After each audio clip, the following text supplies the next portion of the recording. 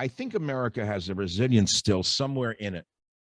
I'm optimistic, Jack, and I'll ask you what you think. You don't sound very optimistic to me right now, but I try to, but I'm just glad that you are. you what?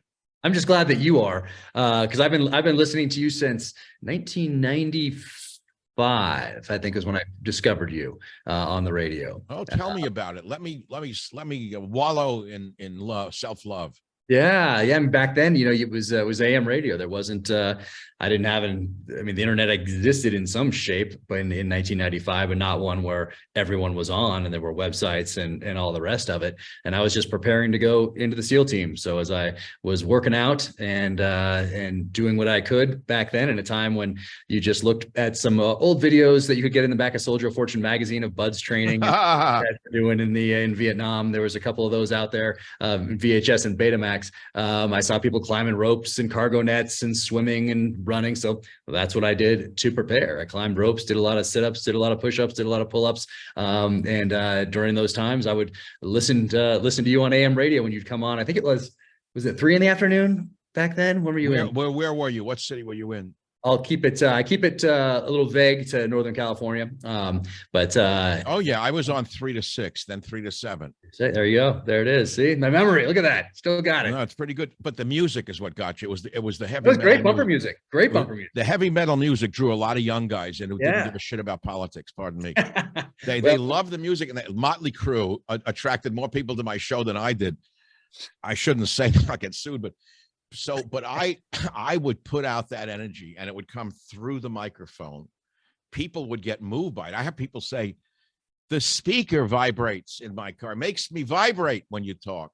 Yep. No, there's definitely something about it. And, that back then there, if you wanted honest assessment of what was going on in the world, you were that voice between, at 3 o'clock in the afternoon back in those days. I mean, well, I've had a couple of guys tell me they went in the military because of me. I've gotten emails from special forces guys. They were young kids when they started listening. I inspired them on 9/11 or whatever. Mm-hmm. The other day I was driving around here where I live in this area, and there's an African-American guy I go by. I was down by a boat harbor, and he says, Michael Savage. So I never stop if someone says to me, I don't know the people, and I'm not that popular. I'm kind of a semi-retired podcaster and Newsmax guy now. So I figured I'll stop and say hello. I mean, he looked like a nice enough guy. So I drive the car around and I say hi. He says, you don't know, because of you, I got married and I have 3 kids. I said, what are you talking about?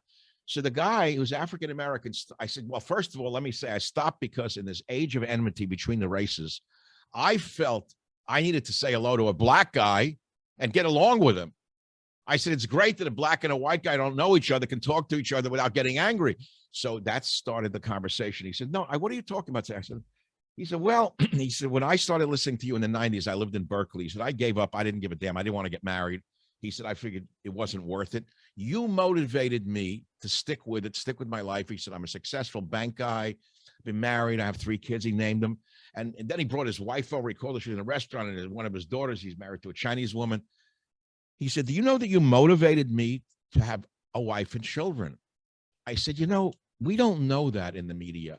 You don't know that as an author either, Jack, who you're touching. Think of how many millions of people read your books. Yeah. Kids who want to be warriors because of you. Patriots, right? Yeah, this last book tour was the first time that, because there were the 2 previous, we were still under COVID restrictions at small independent bookstores, so they were virtual tours. But the first book came out in 2018. So that means a kid who was 16, 17, 18 and joined the military because they were inspired by that book is now already 2 or 3 years into their time in uniform. And I had multiple people during this last book tour last year come up and tell me that. And, I kind of thought about it beforehand because I'd heard David Morrell, who created Rambo back in 1972, talk about that, going on USO tours or going to Walter Reed and visiting with people missing arms and legs, and them telling him that his character motivated them to join the military, and how he had to just, how to process that. And so I was prepared for it, but it still was really interesting to have people come up and tell me that and shake my hand and say thank you and all that sort of thing. And I just, thank them back for stepping up and picking up the torch and holding the line.